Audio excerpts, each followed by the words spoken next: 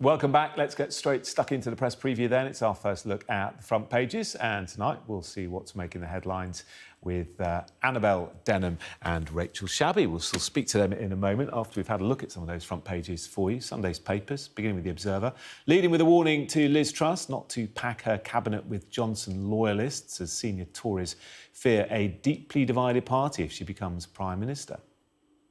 The Express shares a statement from Boris Johnson telling Conservative MPs to stop their infighting and to unite behind their new leader.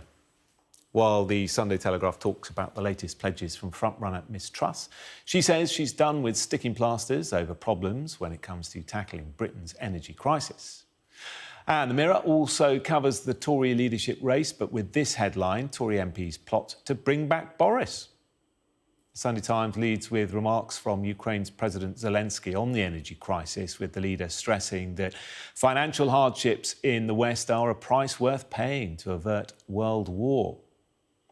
The Sun reveals a new documentary featuring Emily Attak. The actress opens up about her experiences of attracting unwanted harassment from a young age.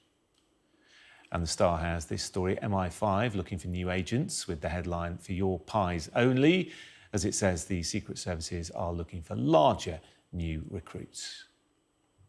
And don't forget, by scanning the QR code you'll see on screen during the programme, you can check out the front pages of tomorrow's papers while you watch us discussing them. And tonight we are joined by Rachel Shabi, the Director of Communications at the Institute of Economic Affairs, Annabel Denham. Good to see you both. Lots to talk about. And why don't we start with the Sunday Telegraph, Annabel?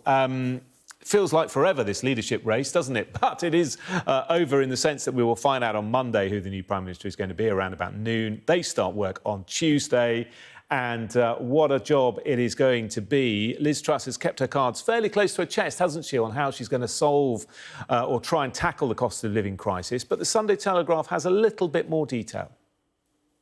Yes, I think one of the main criticisms of Liz Truss during this contest has been that she's been lacking in detail when it comes to how her government would deal with the cost of living crisis. And I expect that we're going to see her finally put some flesh on the bones in the coming days. Like you say, Jonathan, a tortuously long process to elect the new leader of the Conservative Party. But finally, it is drawing to a close. It'll be over by about 12:30 on Monday. And here we have specifically Liz Truss's plan to bring down energy prices and really help us tackle the cost of living crisis with both short-term support, which of course is essential. The next government must find ways to cushion the impact of soaring energy prices for the most vulnerable households, but also this long-term overhaul of the markets. And again, aides are insisting that her plans for reform are yet to be finalised, but certainly, to me at least, this is welcome rhetoric. The government has tinkered with the energy market incessantly over the last couple of decades, and that's how we've ended up with these sticking plasters. We've had endless subsidies and conferences and targets, and what we really need is a root and branch reform of the market, which at the moment scarcely resembles a market at all. So not very much, again, really in the way of detail. One presumes that she'll put a stop to us shipping gas at high cost from overseas, while adopting that leave it in the ground mentality here by ending the moratorium on fracking potentially. That to me would be very welcome news. You know, the shale gas revolution in the US has led to energy prices there being around 40% lower than ours. We'll see what she does on windfall taxes, though she's said to be in opposition to them. So here's Liz Truss really trying to set out a solution to the cost of living crisis, specifically those energy prices, because the Conservatives have been paying for it with lower support. We saw that bounce for Keir Starmer and Labour after they announced that they would support freezing prices. So perhaps we'll see her answer to that. Yeah, Rachel, what do you make of this? You know, she's saying no more sticking plasters, but of course her party has been in power for more than a decade, and they have had a chance to try and tackle this.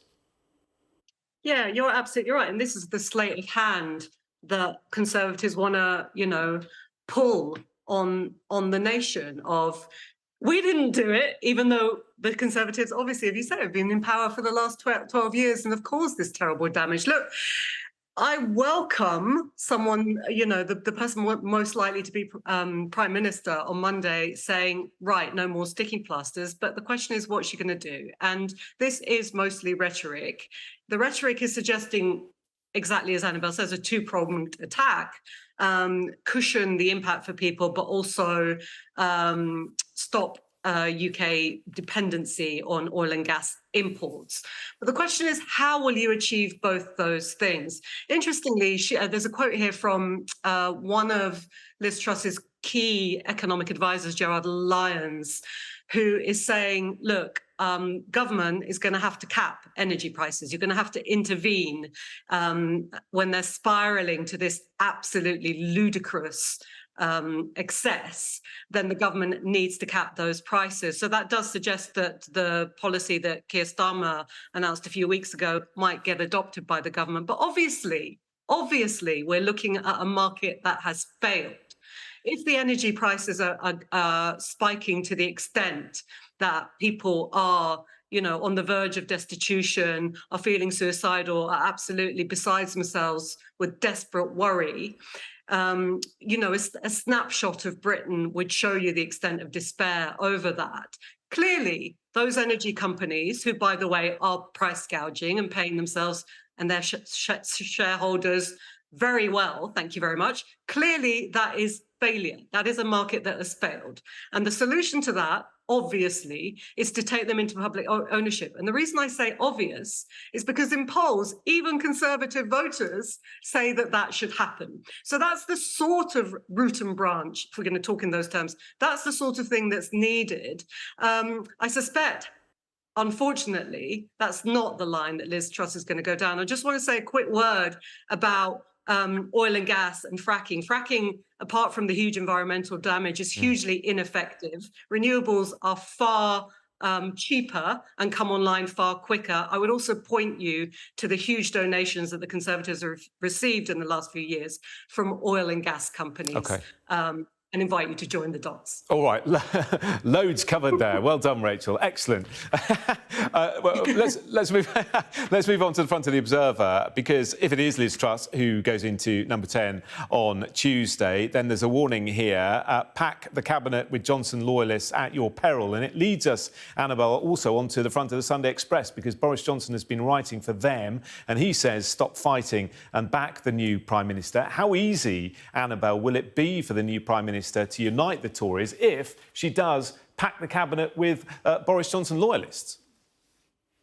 Well, I think she's certainly got a challenge on her hands, but possibly unifying the Conservative Party is less of a challenge than the economic headwinds and the forthcoming winter of discontent. No, so you're right. Boris Johnson, in writing for the Express, is calling for unity. Of course, we've had a summer of essentially blue on blue attacks, which have wrought pretty untold damage on the Conservative Party. There's a concern now that when the next general election takes place, most likely at the moment in 2024, that it might be for the Conservatives to lose, that they're going to really struggle to round up public support after not just the last couple of months, this interminable leadership contest, but of course everything that has gone before, not to mention the fact that they've been in power for 12 years and people may be wanting change, perhaps some catharsis after the coronavirus pandemic. So certainly there are huge challenges there. Now, like you say, the Observer cover really story has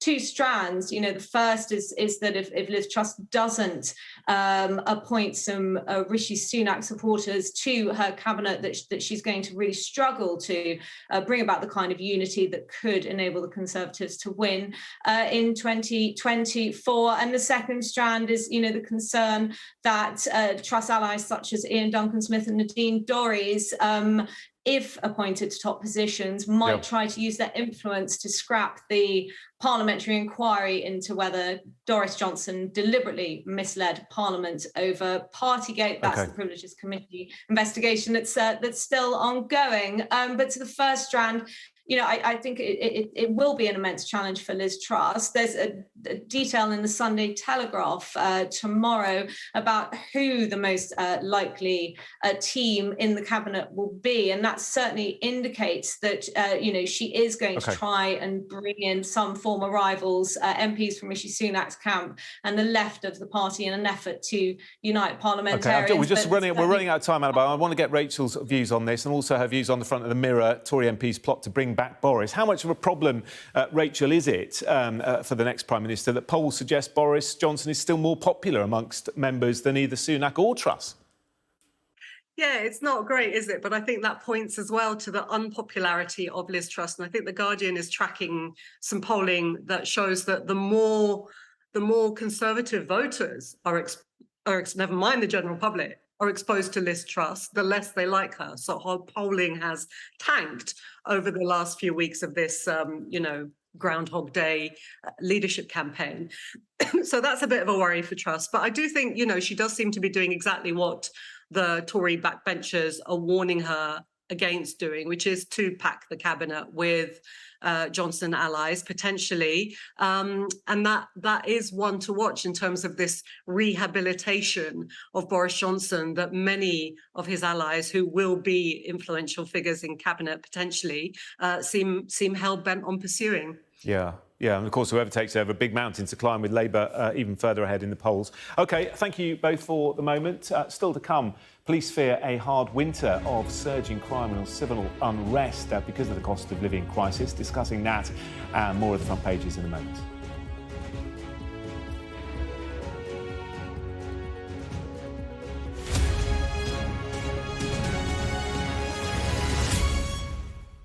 Welcome back. Annabel and Rachel still with us. Front page of the Sunday Times, Rachel, and there's a real concern about potential civil unrest if people can't keep warm and can't feed themselves.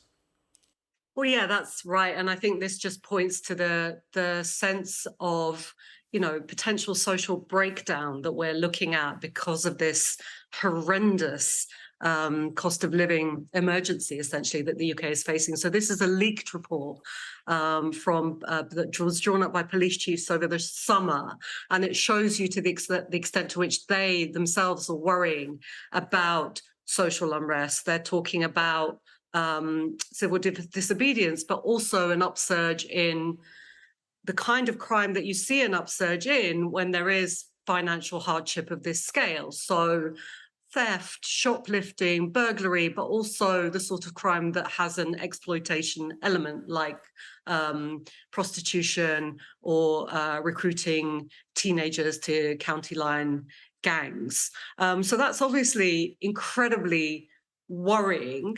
It's worrying that the police chiefs are worried, but it's also not entirely surprising because that is the scale of absolute anguish that people are in. And, that it's like this breakdown of a social contract between the government and the public, where, you have a regular job and that allows you to pay living expenses, accommodation, but also food, be able to put food on the table and be able to pay your bills. And the fact that people actually in employment, never mind more vulnerable people in society, cannot do that anymore. It's such a fundamental breakdown of that contract that we have, that you can see, something has to give. And if there's no other outlet, you can see how that would explode into the sort of unrest that police chiefs are worried about. Which is exactly why we need an announcement, and a big announcement very soon, isn't it? Also on the front of the Sunday Times, and it leads on from what Rachel was saying, Annabel, is that President Zelensky has said that the energy crisis is a price that we have to pay in order to avoid world war. The pain is worth it, he suggests. But if we do see social breakdown and unrest, support for Ukraine in the country will surely waver, won't it? think it's going to be an immensely difficult time. It's not surprising that President Zelensky is really imploring the West not to lose resolve. We had the First Lady of Ukraine today reminding us that the UK counts pennies, whereas the Ukrainians count casualties.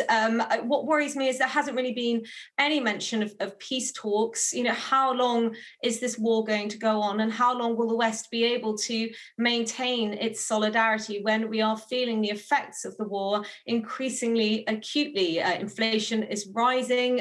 In Europe, the euro has fallen to its lowest level against the dollar for 2 decades. I think that Kyiv and Zelensky is really aware of the risk of global fatigue. While public lighting is dimmed, and we're being told to take cold showers to really ration the amount of energy that we're using. And of course, today we've had the ongoing maintenance issues, should we call them, with Nord Stream 1, that's going to further choke supplies of gas coming to the continent, which is going to lead to bills skyrocketing further. So as we feel the pinch, as we feel the effects of the war in Ukraine, it's going to be interesting to see, and perhaps very worrying really, to see just how much support we're able to muster and continue to muster for the war in Ukraine. OK.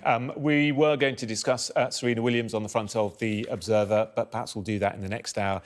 Great picture of her after losing at the US Open. We'll talk about her legacy in the next hour. Thank you both very much indeed.